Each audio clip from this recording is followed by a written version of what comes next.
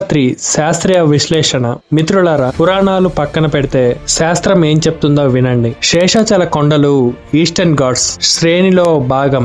600 million సంవత్సరాల పురాతనమైనవి. ఈ కొండలలో అయస్కాంతపు శక్తి సాధారణం కంటే ఎక్కువగా ఉంటుందని పరిశోధనల్లో చెప్పారు. అందుకే ఇక్కడ మొబైల్ సిగ్నల్స్ సరిగ్గా పనిచేయవు, కంపాస్ తప్పుగా చూపిస్తుంది. ఈ అయస్కాంతపు శక్తి మానవ శరీరంపై సానుకూల ప్రభావం చూపిస్తుంది. అందుకే ఇక్కడికి వచ్చిన భక్తులు ఏదో శక్తి ఉందని ఫీల్ అవుతూ ఉంటారు. విజ్ఞానం చెప్పేది మ్యాగ్నెటిక్ ఎనర్జీ, భక్తులు చెప్పేది స్వామివారి అనుగ్రహం.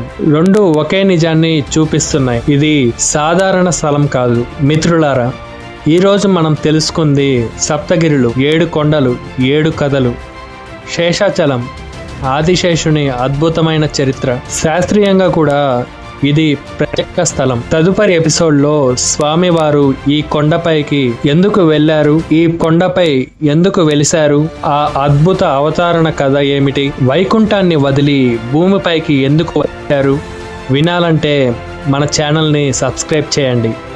గోవింద గోవింద గోవింద. జై వెంకటేశ్వర.